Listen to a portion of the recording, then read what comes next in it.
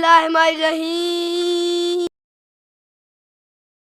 جب کبھی ماضی کا کوئی پچھتاوا، مستقبل کا کوئی خوف، حال کی کوئی اذیت، کوئی انکہی بات جو کہیں بھی نہ جا سکے، کوئی رویہ دل دکھائے تو اللہ کے آگے رو لیا کریں، اللہ سے سب کہہ دیا کریں۔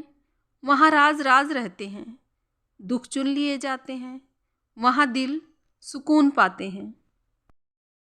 منزل کی تلاش کرتے ہوئے یہ بات ذہن میں رہے کہ ہم کس طرح کا سفر کر رہے ہیں۔ نیک اور سیدھے سادھے راستے پر چلتے ہوئے منزل بھی پیاری ملتی ہے، اور غلط راہ کے مسافر کی منزل بھلا کیا منزل ہوگی۔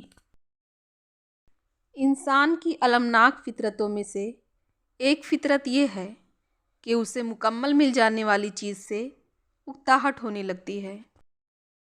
ہمیشہ ایسے شخص کو چنا کرو جو آپ کو عزت دے۔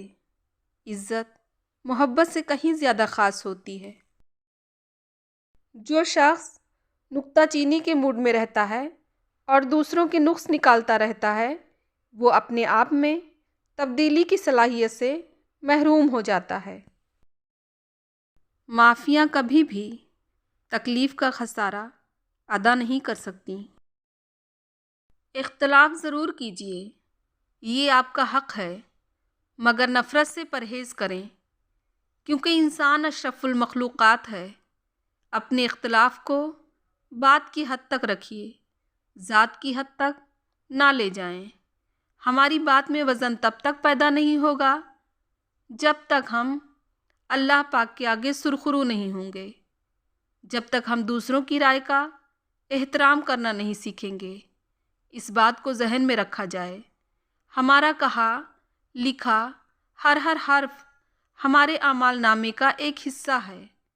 کوئی دوسرا اگر برا کر رہا ہے تو اس کا مطلب یہ نہیں کہ ہم بھی ویسے ہی بن جائیں۔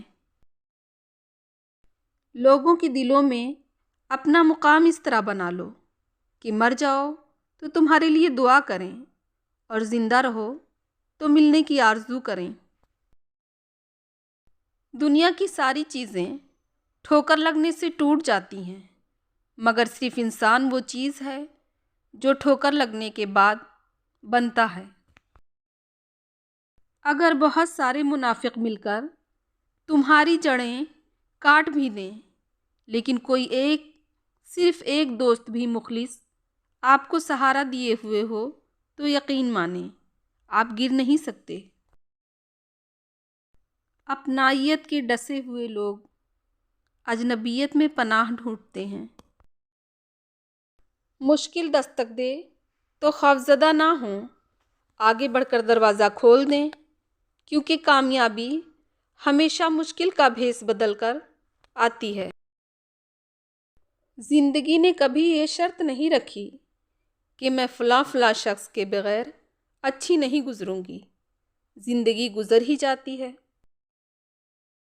انسان کے اندر دو کمزوریاں بہت عام ہوتی ہیں: بھلانے کے قابل باتوں کو یاد رکھنا، اور یاد رکھنے کے قابل باتوں کو بھلا دینا۔